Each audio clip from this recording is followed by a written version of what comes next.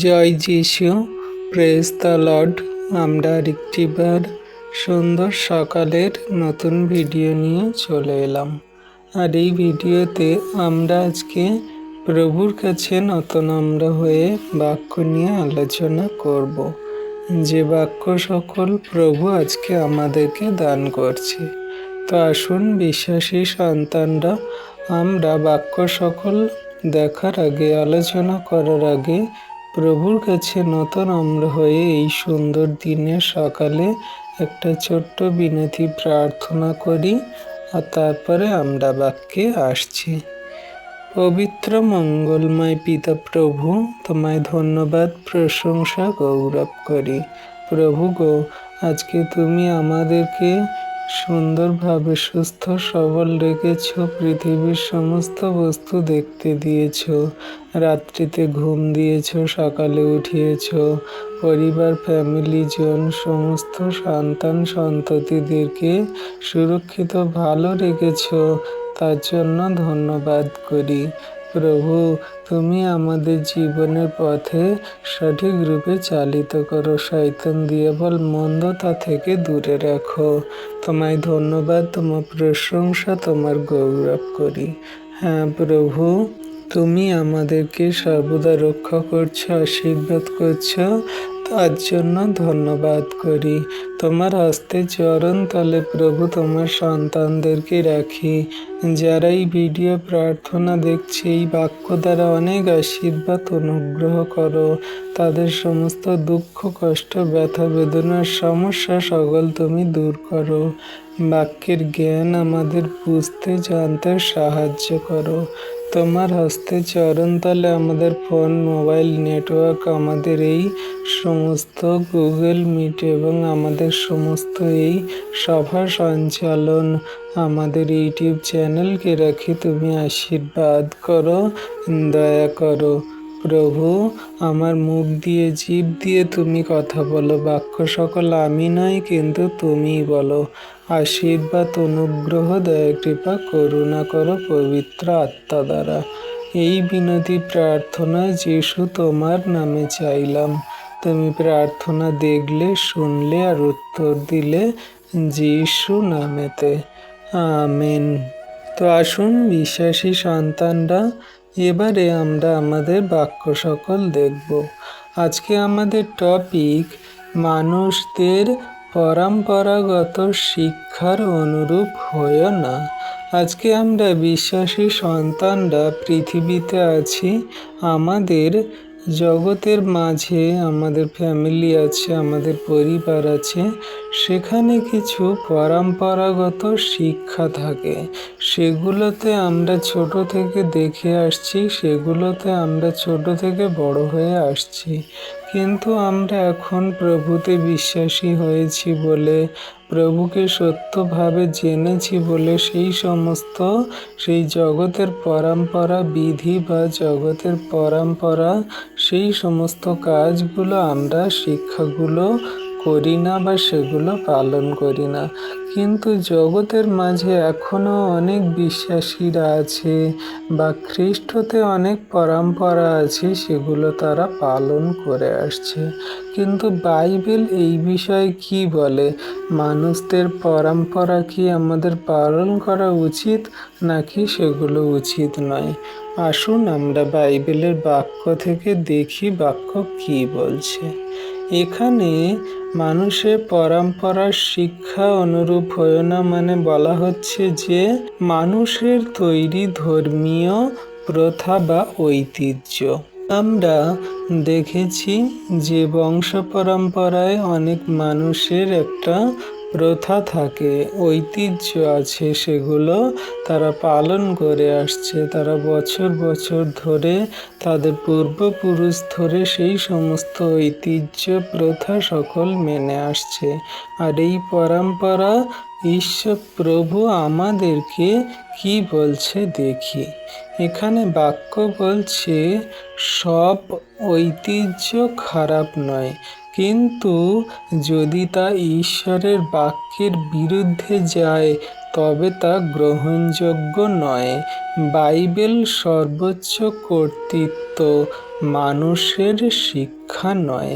তাহলে আমরা একটা কথা একটু গভীরভাবে বুঝি যে বাইবেল হলো আমাদের জীবনের জন্য গুরুত্বপূর্ণ সর্বশিক্ষার শ্রেষ্ঠ, যা ঈশ্বর প্রভু আমাদেরকে দিয়েছে, কিন্তু মানুষের শিক্ষা নয়। মানুষের শিক্ষা কি না, সেগুলো আমাদের শুধু খালি পথ এবং আমাদেরকে বোঝায় যে এটা সেই পথ, এটা এই পথ, এটা এই দিকে, এটা ডান দিকে, এটা বাঁ দিকে, কিন্তু সেই পথে হাঁটতে হয় যিশুর পথে, কারণ যিশুই হলো পথ, সত্য, জীবন।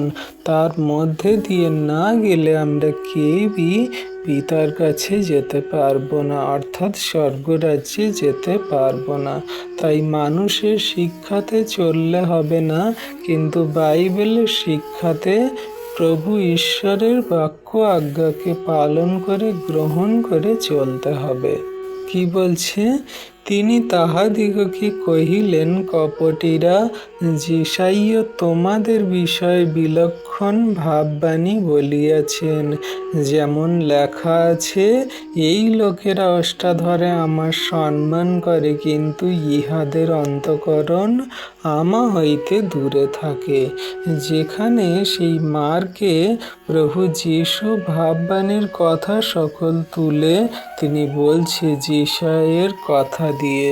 তো এইরকম অনেক জগতের আমরা বিশ্বাসীরা আছি, আমরা কি করি না, প্রভুতে তো বিশ্বাস করি, প্রভুর বাক্য আজ্ঞা মানি, কিন্তু সেই পুরনো পরম্পরা, আমাদের সেই প্রথা, আমাদের সেই ঐতিহ্য, আমাদের সেই বংশ পরম্পরায় সমস্ত রীতিনীতি, সেগুলো আমরা পালন করে আসি, সেই মতো চলি। আবার আপনারা দেখে থাকবেন যে অনেক চার্চ আছে, অনেক মিনিস্ট্রি আছে, তারাও এই সমস্ত প্রথা, ঐতিহ্য পালন করে আসে। বলে কি না, এটা আগেকার পুরনো সমস্ত যে চার্চগুলো ছিল সেগুলো এগুলো করে আসতো, তাই আমাদের করা উচিত। বিশেষ করে আপনারা দেখবেন যে রোমান ক্যাথলিক যে চার্চগুলো হয়, সেখানে তারা সমস্ত প্রথা, সমস্ত রীতিনীতি, সমস্ত এই ঐতিহ্য সকল পালন করে আসে। কিন্তু প্রভু বাইবেলে কি বলছে, যে তোমরা তো ওষ্ঠাধরে আমার সম্মান করো, কিন্তু অন্তঃকরণ থেকে আমার থেকে তোমরা দূরে। মানে তোমরা মুখে আমার নাম করো, বলো, কিন্তু সত্যিকারে বিশ্বাস প্রমাণের জন্য অন্তর থেকে তোমরা আমাকে ডাকো না, বিশ্বাস করো না, প্রেম করো না, অন্তর থেকে তোমরা আমার থেকে অনেক দূরে আছো। বাক্য কি বলছে আমরা দেখি। মার্ক 7 অধ্যায়ের 6 থেকে 13 পদ বলছে, তিনি তাহাদের বললেন, আপনারা ভণ্ড। যিশাইয়া ভাববাদী তোমাদের বিষয়ে একদম ঠিক কথা বলেছেন। তিনি লিখেছেন, এই লোকেরা শুধুই মুখে আমার সম্মান করে, কিন্তু এদের হৃদয় আমার থেকে অনেক দূরে থাকে। এরা বৃথাই আমার আরাধনা করে এবং মানুষের বানানো নিয়মকে প্রকৃত নিয়ম বলে শিক্ষা দেয়। তোমরা ঈশ্বরের আদেশ বাদ দিয়ে মানুষদের দেওয়া কতগুলি নিয়ম পালন করো। তিনি তাদেরকে আরও বললেন, ঈশ্বরের আদেশ বাদ দিয়ে নিজেদের নিয়ম পালন করবার জন্য বেশ ভালো উপায় আপনাদের জানা আছে। কারণ মসি বলেছেন, তিনি নিজের বাবাকেও নিজের মাকে সম্মান করবে।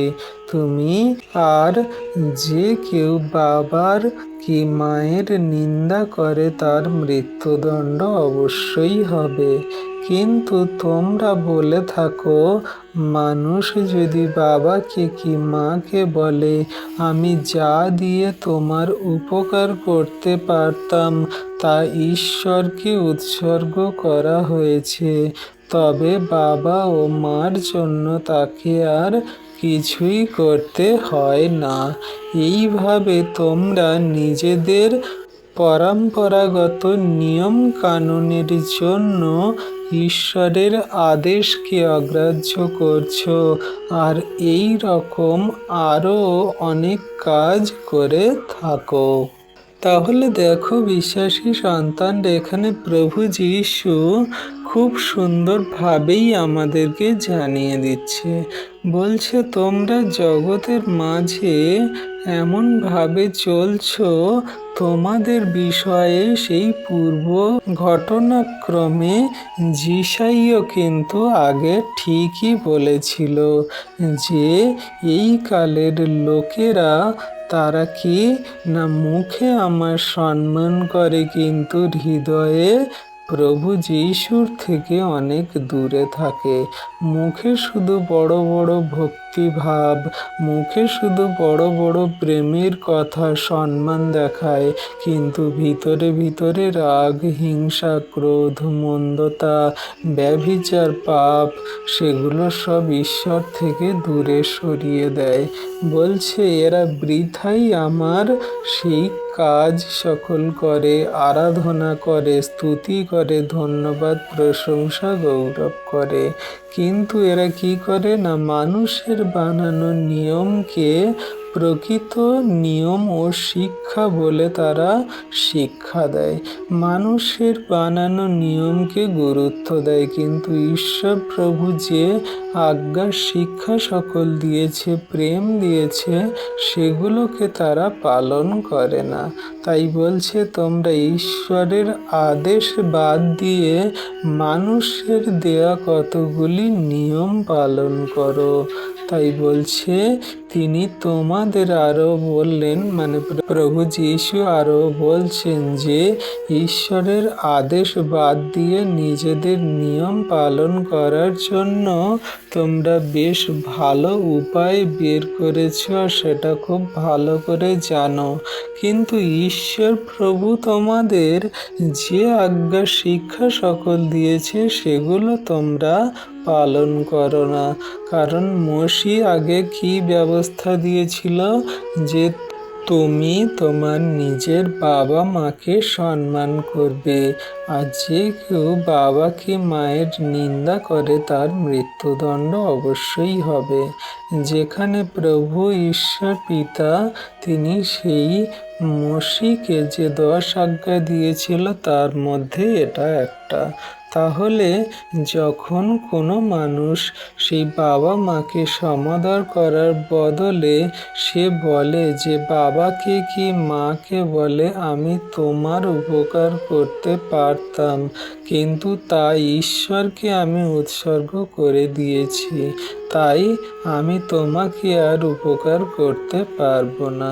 তো এইভাবে তারা তাদের পরম্পরা, বিধি, নানান রকমের মানুষের তৈরি করা সমস্ত শিক্ষাকে পালন করে, কিন্তু ঈশ্বর প্রভুর যে প্রকৃত আজ্ঞা, প্রেম, যে ভালোবাসা, যে সত্য ন্যায়নিষ্ঠ, সেগুলো তারা পালন করে না।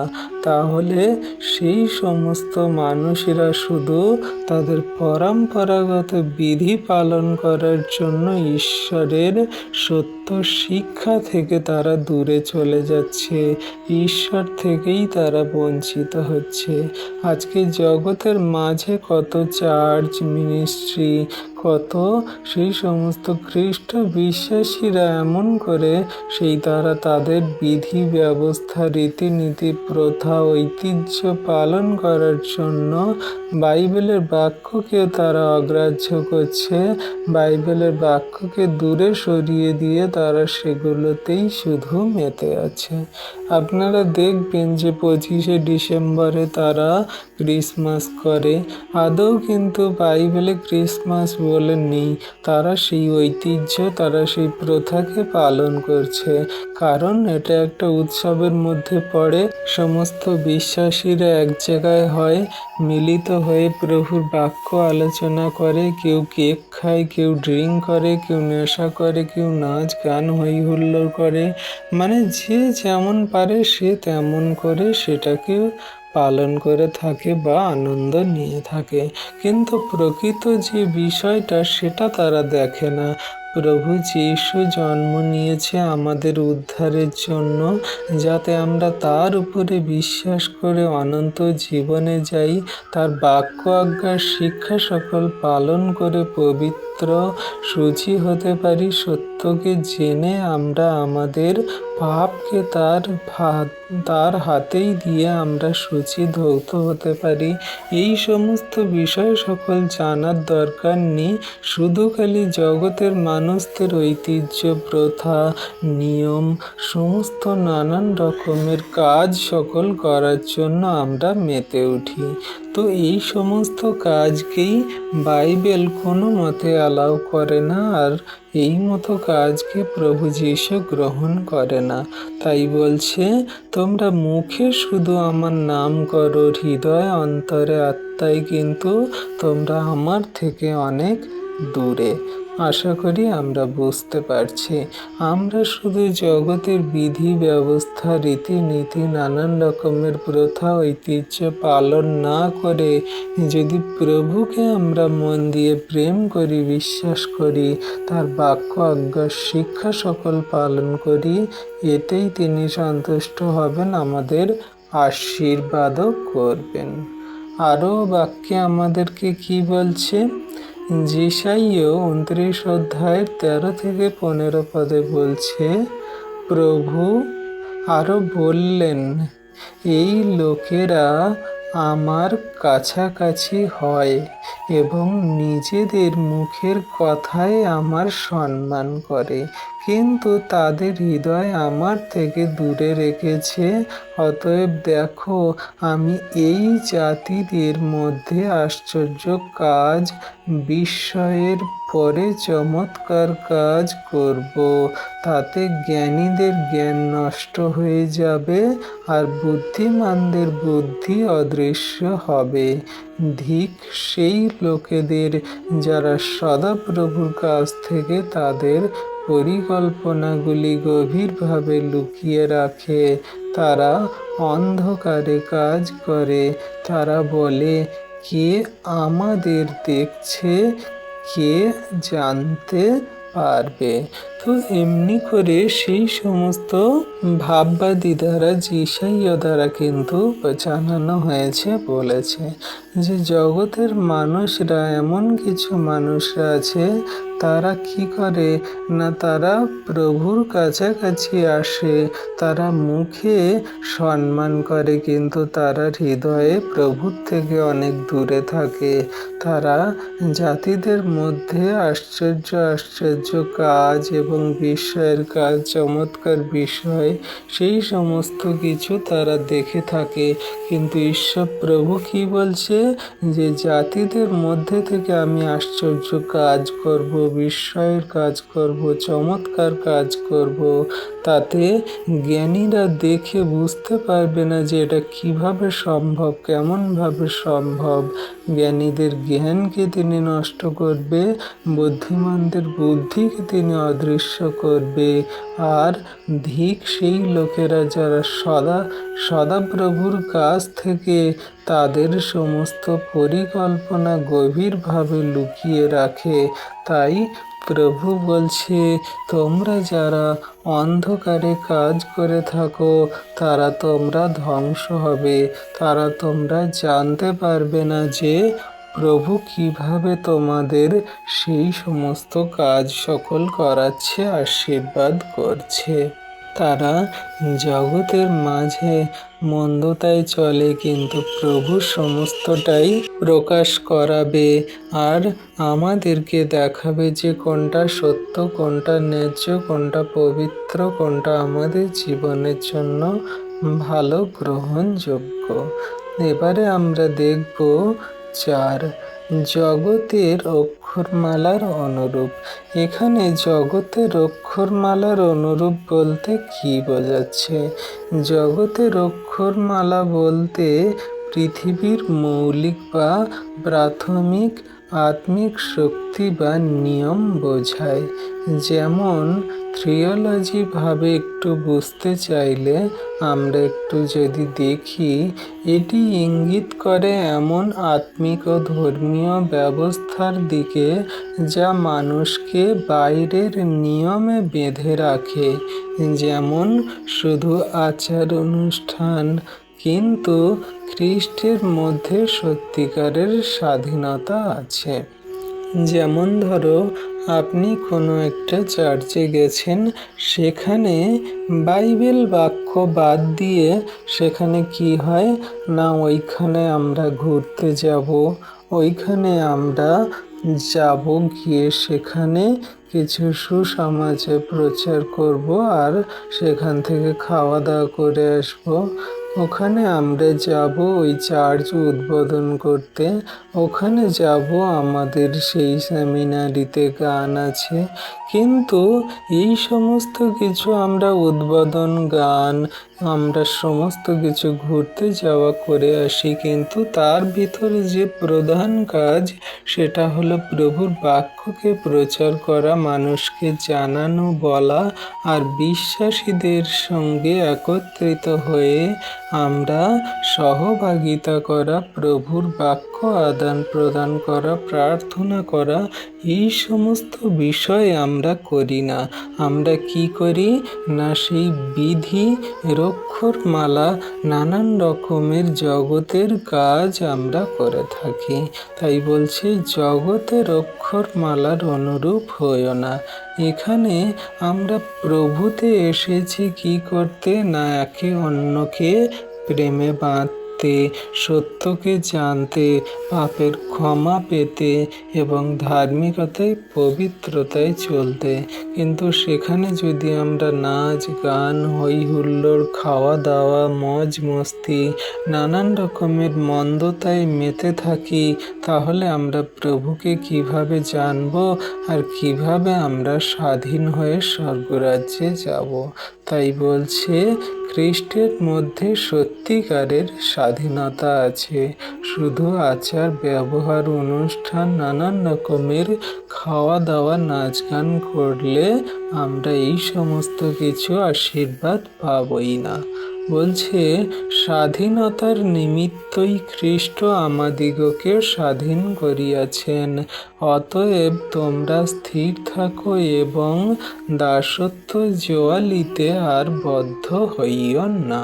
তাহলে বিশ্বাসী সন্তানরা আমরা যেন জগতের মাঝে এই সমস্ত অক্ষরমালা, রীতিনীতি, এই দাসত্ব জোয়ালিতে যেন আমরা আর বদ্ধ না হই। কারণ এই দাসত্ব জোয়ালি আমাদের কি করে না, আমাদের সত্য থেকে দূরে সরিয়ে দেয়, প্রভুর থেকে দূরে সরিয়ে দেয়। এখানে গালাতীয় 5 অধ্যায়ের 1 পদে বলছে, স্বাধীনতার জন্যই খ্রিস্ট আমাদেরকে স্বাধীন করেছেন, তাই তোমরা স্থির থাকো এবং দাসত্ব জোয়ালিতে আর বদ্ধ হইও না। আমেন। তাহলে আমরা বিশ্বাসী সন্তানরা জগতের মাঝে এই সমস্ত দাসত্ব জোয়ালি, অর্থাৎ শয়তান দিয়াবলের শিক্ষা, জগতের রীতিনীতি, ব্যবস্থাপনা, জগতের নানান রকম প্রথা ও ঐতিহ্য, এই সমস্ত পালন করা মানে আমরা তাদের দাসত্ব হয়ে গেলাম। তারা যা বলবে আমাদের তাই করতে হবে, তারা যা পড়তে বলবে তাই আমাদের পড়তে হবে, তারা যা খেতে বলবে তাই আমাদের খেতে হবে, তারা যা করতে বলবে আমাদের তাই করতে হবে। তো এটা দাসত্ব হয়ে গেল। কিন্তু খ্রিস্ট যিশু এসেছেন যাতে আমরা স্বাধীন হই। কি থেকে স্বাধীন হই না, এই সমস্ত রীতিনীতি ব্যবস্থা, বংশ পরম্পরায় নানান রকমের সমস্ত এই প্রথা ঐতিহ্য, এগুলো থেকে যাতে আমরা বেরিয়ে আসি। কারণ এগুলো আমাদের কোনো মতে স্বর্গরাজ্যে নিয়ে যেতে পারে না। আমরা স্বর্গরাজ্যে যেতে গেলে একমাত্র যিশুকে বিশ্বাস করতে হবে আর তার বাক্য আজ্ঞাকে পালন করতে হবে। তিনি আমাদের সমস্ত মন, হৃদয়, আত্মাকে পরিবর্তন করাবে। তিনি স্বর্গের সত্য বিষয়ে জানাবে আর আমাদের সমস্ত পাপ থেকে স্বাধীন করবে।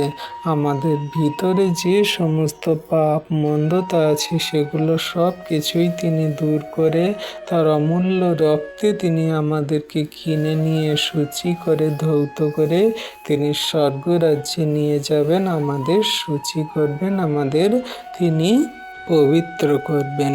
তাই আমরা আর সেই দাসত্ব জুয়ালিতে থাকবো না, আমরা স্বাধীন হব।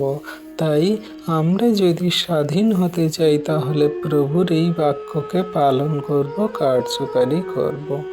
বিশ্বাসী সন্তানরা, আশা করি আমরা বাক্য সকল বুঝতে পারছি। 5 নম্বরে বলছে খ্রিস্টের অনুরূপ নয়।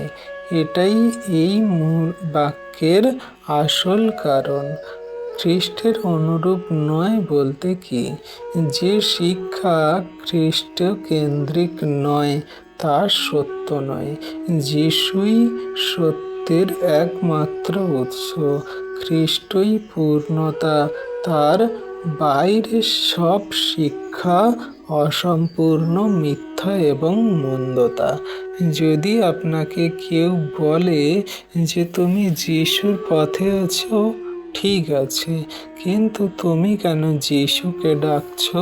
তুমি সত্য ন্যায়নিষ্ঠ পথে চলো, মানুষের সেবা করো, পাশে থাকো, মানুষের উপকার করো এবং সমস্ত তোমার যা কিছু আছে সবাইকে দিয়ে প্রেম করো।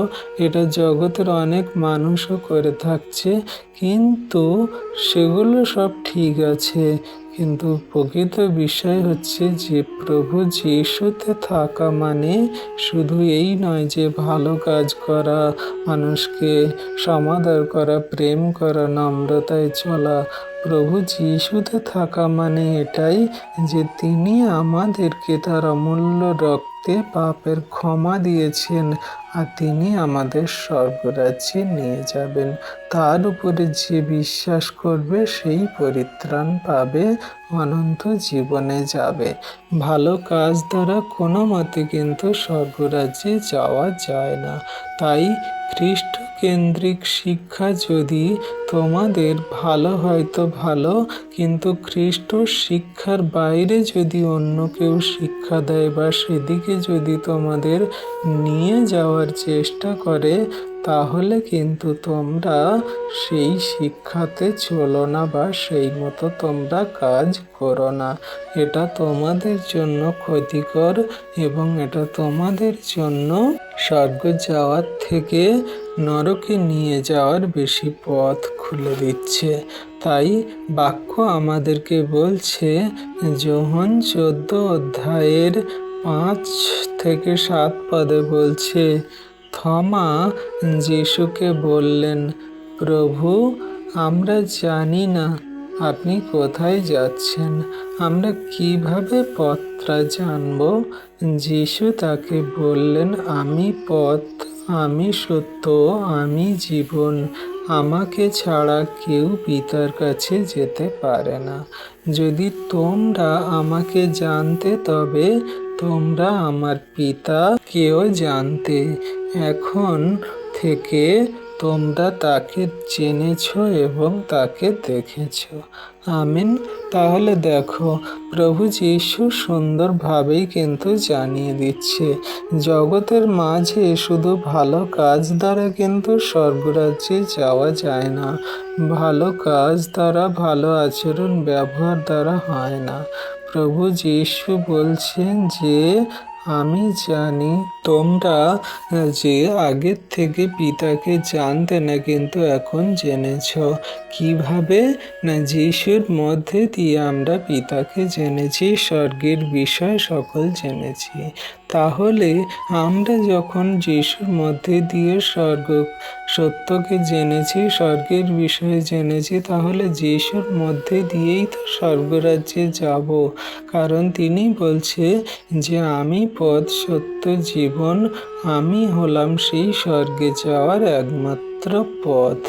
তাহলে তার মধ্যে দিয়ে ছাড়া কেউই আমরা পিতার কাছে যেতে পারবো না। ধরুন একজন কোনো ব্যক্তি, সে গুপ্তধনের সন্ধান জানে।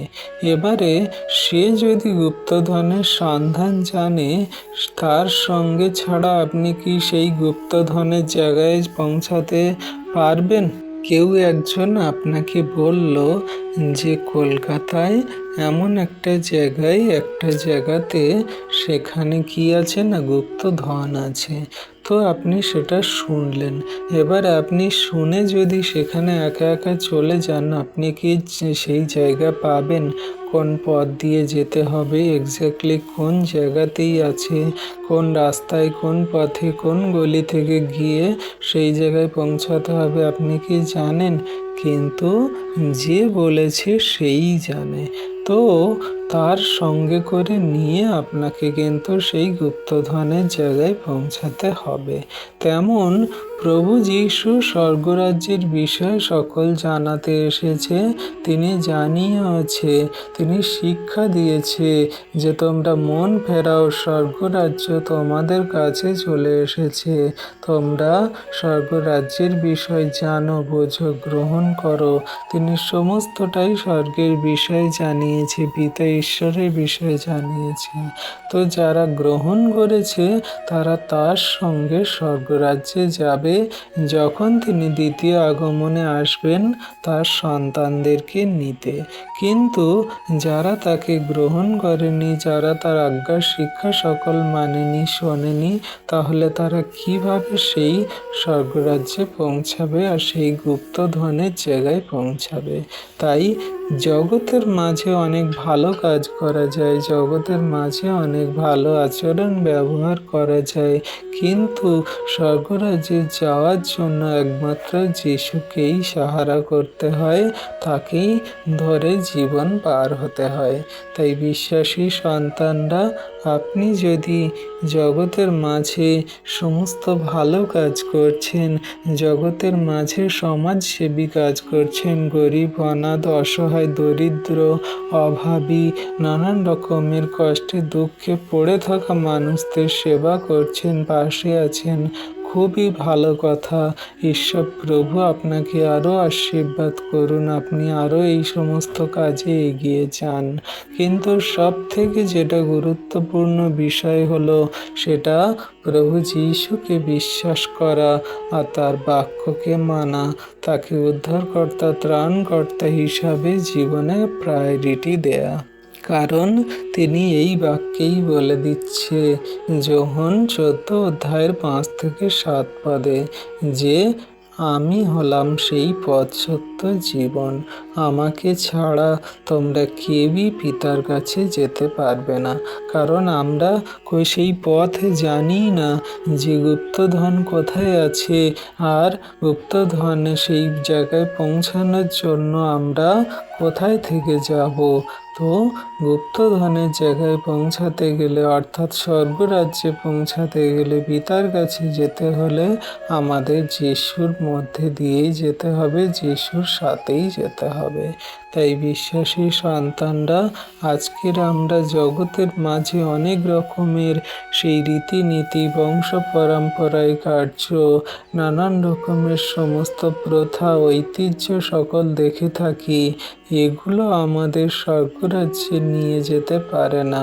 এগুলো শুধু জগতের মাঝে একটা আমাদের প্রথা, রীতি, নানান রকমের কার্যকলাপ, যেগুলো আমরা শুধু করে আসছি নামে ভুয়ো, শুধু টাকা পয়সা ব্যয় করছি, শুধু নানান রকম হই হুল্লোড়, মজ মস্তি, খাওয়া দাওয়া, নানান রকমের মানুষকে দেখানোর জন্য আমরা এগুলো করছি। কিন্তু প্রকৃত রূপে যদি আমরা স্বর্গে যেতে চাই, প্রকৃত রূপে যদি আমরা অনন্ত জীবনে পৌঁছাতে চাই, তাহলে যিশুকেই কিন্তু আপনার সেই পথ প্রদর্শক বানাতে হবে। তার উপরেই আপনার সমস্ত পাপের ভার দিতে হবে। তাকেই আপনাকে বিশ্বাস করতে হবে, তার বাক্য আজ্ঞা শিক্ষা সকল পালন করতে হবে। তাই বিশ্বাসী সন্তানরা, আজকে থেকে আপনি যদি স্বর্গরাজ্যে যাওয়ার জন্য মনস্থির করে থাকেন, তাহলে যিশুকেই গ্রহণ করুন, তার বাক্যকে পালন করুন, তার চরণ তলে আসুন। তিনি আপনার সমস্ত পাপকে এই মুহূর্তে যিশু নামেতে ধৌত সূচি করে, পবিত্র করে আপনাকে স্বর্গরাজ্যে নিয়ে যাওয়ার জন্য হাত ধরছেন। প্রভু আমাদেরকে কি বলছে? যে কোনো শিক্ষা, দর্শন বা ধর্মীয় প্রথা যদি খ্রিস্টকে কেন্দ্র না করে হয়, তবে তা আত্মিকভাবে বিপজ্জনক। আপনি কোনো একটা চার্চে মিনিস্ট্রিতে গেছেন, সেখানে যদি না বাইবেল বাক্য হয়, সেখানে যদি না প্রভুকে নিয়ে আলোচনা হয়, তাহলে আপনি ভুল জায়গায় গেছেন। কিন্তু আপনি যদি কোনো একটা ছোট্ট মণ্ডলীতে বা কারোর বাড়িতে গেছেন, সেখানে তারা প্রভুর বাক্য নিয়ে আলোচনা করছে, প্রভুতে আছে, প্রভুর প্রেমে তারা চলছে, তাহলে আপনি ঠিক জায়গায় গেছেন। সেই রকম জগতের মাঝে অনেক প্রথা, নিয়ম, আচরণ, ব্যবহার, অনেক রকমের ঐতিহ্য, প্রথা সকল থাকতে পারে, কিন্তু আপনি যদি সেই সমস্ত পালন করেন, তাহলে ভুল জায়গায় গেছেন। কিন্তু আপনি যদি একটা খ্রিস্ট বিশ্বাসী বাড়িতে গেছেন, আর সেখানে শুধু সে বাইবেল বাক্য, গান, আরাধনা, স্তুতি, প্রভুকে নিয়ে মেতে থাকে, তাহলে আপনি ঠিক জায়গায় গেছেন, ঠিক পথেই চলছেন। তাই প্রভু আমাদেরকে শিক্ষা দেয়, জগতের মাঝে সমস্ত রীতিনীতি, জগতের মাঝে সমস্ত প্রথা, এগুলো সব মানুষের তৈরি বানানো, এগুলো মানুষই সৃষ্টি করেছে। কিন্তু বাইবেল হলো আমাদের জীবনের একমাত্র সার, একমাত্র প্রথা, একমাত্র আমাদের ঐতিহ্য, একমাত্র আমাদের নানান রকম নিয়ম বিধি, সব কিছুই। তাই বাইবেলকে কার্যকরী পালন করে চলুন। বাইবেলের বাক্যকে আপনার জীবনের পথ প্রদর্শক বানান। প্রভু যিশুর পিছনে চলুন। তিনি আপনাকে সমস্ত আত্মিক আশীর্বাদে, অনুগ্রহে পরিপূর্ণ করবেন, আমরা বিশ্বাস করি। আমাদের খ্রিস্টীয় জীবনে শুধু বিশ্বাস নয়, সঠিক শিক্ষার উপর স্থির থাকা জরুরি। মানবীয় জ্ঞান নয়, খ্রিস্টের সত্যই আমাদের পথ প্রদর্শক, আর এই সত্য আমাদের স্বর্গে নিয়ে যেতে পারে। তাই আপনি যদি আজকের প্রভুতে বিশ্বাসী হয়েছেন, তাহলে বাইবেল এবং প্রভু যিশু আর তার বাক্য, তার প্রেমে আপনি বিশ্বাসে স্থির থাকুন। ঈশ্বর প্রভু আপনাকে অনেক অনেক আশীর্বাদ, অনুগ্রহ করবে। আশা করি বিশ্বাসী সন্তানরা আমরা বাক্য সকল বুঝতে পেরেছি। ঈশ্বর প্রভু আপন বাক্যে সকলকেই আশীর্বাদ করুন। আমেন।